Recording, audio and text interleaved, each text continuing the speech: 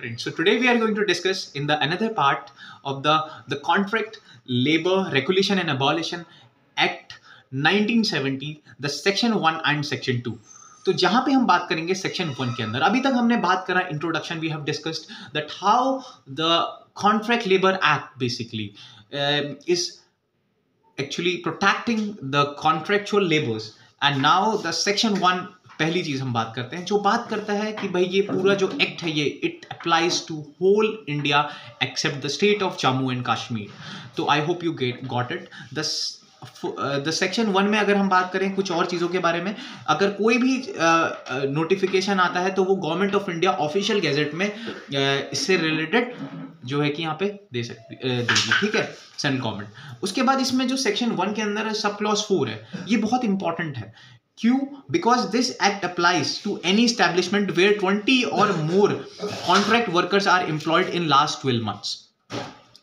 अच्छा, ये कोई भी ऐसी स्टैब्लिशमेंट जहां पे 20 या 20 से ज्यादा वर्कर है ना एम्प्लॉय हैं लास्ट 12 महीने के अंदर, वहां पे भी ये एक्ट अप्लाई होता है. दूसरी चीज, any contractor who employees 20 or more than contract workers है ना, और given day in last 12 months. ठीक है, तो ये चीज हमें ध्यान में रखना है कि भाई अगर कोई भी कॉन्ट्रैक्टर है जो एम्प्लॉय करता है 20 या 20 से ज्यादा कॉन्ट्रैक्ट वर्कर्स को, ठीक है, इन द प्रीवियस 12 months, तो वहां पे भी ये बेसिकली एक्ट अप्लाई होता है. दूसरी चीज इसमें ये two things we have discussed in this provisions section 1 sub clause 4. It means that if company or a contractor hires 20 or more contract workers, they must follow. पहली चीज मैंने बताया था आपको पहले क्या, रजिस्ट्रेशन दे शुड फॉलो. दूसरा, they should follow the licensing. And the third thing, they should follow the workers welfare things. ठीक है, लाइक सैनिटरी वर्कर होना चाहिए, मेंटेनेंस होना चाहिए उनका बेसिकली तरीके से. ठीक है, उनका जो कंडीशन है, working service conditions, that should be good है ना. And that should be more suitable to the human temperature, human environment. It should be suitable like that है ना. बहुत हीटिंग में काम ना कर रहे हैं जिससे उनके मेंटल, उसके फिजिकल है ना, और उनकी वर्किंग एफिशिएंसी में फर्क पड़ेगा. तो ये सारी चीज जो है कि ये बेसिकली बात कर रहा है ना. आई hope you got it. Now the next important thing is कि भाई जो इसमें एक प्रोवाइजो भी है, सेक्शन 1 सब क्लॉज 4 में एक प्रोवाइजो है जिसके बारे में बात करता है कि the act does not apply to the establishments where the work of intermediate or casual nature. I have told you intermediate means the working, the basically the workers are working for the temporary है ना. They are not going to work for in a contractual basis for a long time. They are going to work for 20 days और 30 days है ना, बस हो गया. उसके बाद उन एस्टैब्लिशमेंट्स में ये चीज अप्लाई नहीं होता है. ठीक है, ये एक्ट उन एस्टैब्लिशमेंट्स में अप्लाई नहीं होता है. दूसरी चीज क्या है कि जो government decides whether the work is intermediate based on rules. अच्छा, इसमें गवर्नमेंट के पास भी अथॉरिटी है, पावर है कि भाई वो डिसाइड कर सकते हैं कि बेसिकली जो आपका वर्क है क्या वो बेस्ड है इंटरमीडिएट रूल्स पे या नहीं, क्या वो वर्क इंटरमीडिएट है कि नहीं है. तो रूल्स के अकॉर्डिंग गवर्नमेंट इसको आइडेंटिफाई कर सकती है.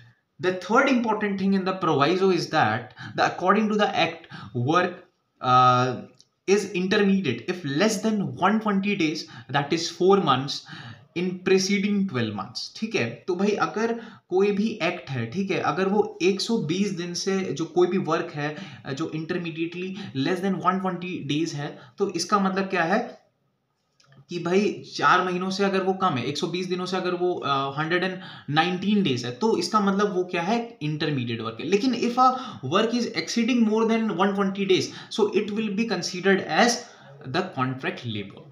ठीक है, the workman will be considered as they are working under a contractual basis. ठीक है, तो ये गवर्नमेंट यहाँ पे बोल रही है.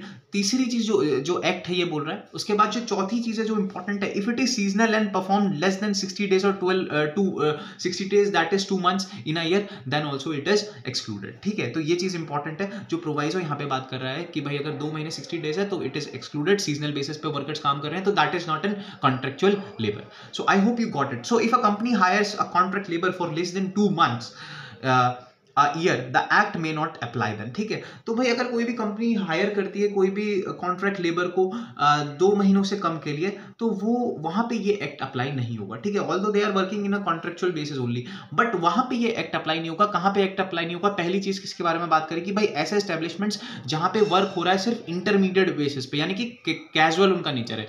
दूसरी हमने क्या बात करी कि भाई जो गवर्नमेंट डिसाइड करेगी कि भाई जो जो बेसिकली वर्क है वो इंटरमीडिएट है कि नहीं है on the basis of rules. Third thing ये है कि भाई इंटरमीडिएट वर्क तब माना जाएगा जब वो 4 महीनों से कम यानी कि लेस देन 120 डेज है, ठीक है, इन प्रीसीडिंग 12 मंथ्स। फोर्थ चीज जो हमने बात करी कि भाई अगर वो सीजनल इन नेचर है वर्क, यानी कि वो 60 डेज का है या फिर 12 या फिर 2 मंथ्स का है, then also it has been considered as that where the act doesn't apply. So proviso बता रहा है कि भाई ये एक्ट कहां पे अप्लाई नहीं होगा और कहां पे ये एक्ट अप्लाई होगा, ठीक है। आई hope you got it now. यहाँ पे एक इंपॉर्टेंट अमेंडमेंट आया है जो महाराष्ट्र स्टेट ऑफ महाराष्ट्र का अमेंडमेंट था। इसमें जो एक सेक्शन जो है सब क्लॉज इंक्लूड करा गया, that was sub clause section 1 sub clause 5 section 1 clause 5 sub clause B, ठीक है। तो इसमें क्या बात करेगी भाई, जो रेस महाराष्ट्र ने यहाँ पे थ्रेशोल्ड 20 वर्कर से 50 बढ़ा दिया, ठीक है।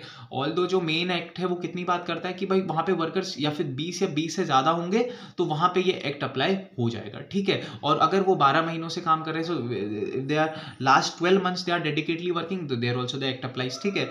और अगर वो ऑन द डे बेसिस पे भी काम कर रहे हैं लास्ट 12 मंथ से, तो वहाँ पे भी एक एक्ट अप्लाई होगा। और महाराष्ट्र ने क्या प्रोविजन निकाला कि भाई जो वर्कर्स, अगर कोई भी इंडस्ट्री है, जैसे कि पहले उनके वहाँ 20 थे, पहले 20 थ्रेशोल्ड था कॉन्ट्रैक्ट लेबर्स का, लेकिन अगर उन्होंने बढ़ा के 50 कर दिया, ठीक है, तो वहाँ पे ये अप्लाई होगा। मतलब कि अब वो जो इंडस्ट्री जो पहले 20 रख रही थी अब वो 50 रख सकती है, ठीक है। आई होप यू गॉट इट। यहाँ पे क्या कहना जा रहा है, सेक्शन 1, तो ये काफ़ी इंपॉर्टेंट सेक्शन रहा है। अब हम बात करेंगे सेक्शन 2, ठीक है। तो I hope you got it the clarity with respect to the section 1। अब हम बात करेंगे सेक्शन 2 के बारे में। Section 2 clause 1 sub clause A बात करता है establishment of any government under the industrial disputes act और स्टेट गवर्नमेंट, ठीक है। अगर कोई भी एस्टैब्लिशमेंट हो रहा है, ठीक है, under the industrial disputes act, तो वो इसके अंदर कवर होने वाला है, ठीक है। इंडस्ट्रीज की जहाँ पे बात आ रही है तो वहाँ पे कॉन्ट्रैक्ट लेबर तो आएगा ही आएगा, तो वहाँ पे ये अप्लाई हो रहा है, ठीक है। इंडस्ट्रियल डिस्प्यूट एक्ट के अंदर, चाहे वो स्टेट गवर्नमेंट के अंदर कोई भी इंडस्ट्री आ रही हो, चाहे वो प्राइवेट इंडस्ट्री आ रही हो, जहाँ पे इंडस्ट्रियल डिस्प्यूट एक्ट लग रहा है, ठीक है। और वहीं पे अगर हम बात करें सेक्शन 2(1) सब क्लॉज बी के बारे में,